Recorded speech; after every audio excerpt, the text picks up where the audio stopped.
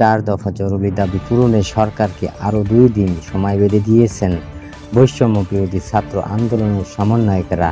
গতকাল মঙ্গলবার বিকেলে ঢাকা রিপোর্টার্স ইউনিটির DRU ইউনিয়নের সংবাদ সম্মেলনে কথা জানান তারা। এই সময় বৈষম্য বিরোধী ছাত্র আন্দোলনের সমন্বয়ক নাহিদ ইসলাম বলেন, সরকার প্রজ্ঞাপন কোটা সংস্কার বিষয় দিয়েছে, কিন্তু আমরা সুস্পষ্টভাবে বলতে চাই আন্দোলনরত শিক্ষার্থী ও কোটা যারা পান তারা কোটা ব্যবস্থার একজন অংশীজন।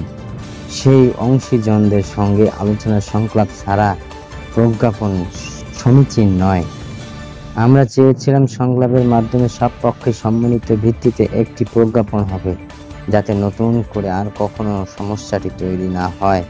তিনি আরও বলেন, সংলাপের যথাযথ পরিবেশ তৈরি করে শিক্ষার্থীর অংশগ্রহণ নিশ্চিত করে কোটা সংস্কারের চূড়ান্ত সমাধান আমরা চাই। আমরা সংবিধান অনুযায়ী অগ্রসর জনগোষ্ঠীর জন্য কোটা ব্যবস্থার কথা বলেছিলাম। 21শে জুলাই সরকারি চাকরি কোটা নিয়ে রায় দেন আপিল বিভাগ। মঙ্গলবার 22শে জুলাই জনপ্রশাসন মন্ত্রণালয় এই সংক্রান্ত প্রজ্ঞাপন জারি করে।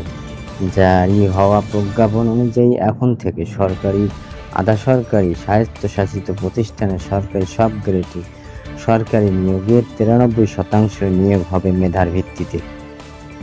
বাকি পদের মধ্যে বীর মুক্তিযোদ্ধা, শহীদ মুক্তিযোদ্ধা ও বীরাঙ্গনা সন্তানদের জন্য 5% কোটা, ক্ষুদ্র জনগোষ্ঠীর জন্য 1% ও প্রতিবন্ধী তৃতীয় লিঙ্গের জন্য 1% কোটা রাখা হয়েছে ফলে বাদ পড়ল মুক্তিযোদ্ধার নাতিপুতি ও নারী ও জেলা কোটা।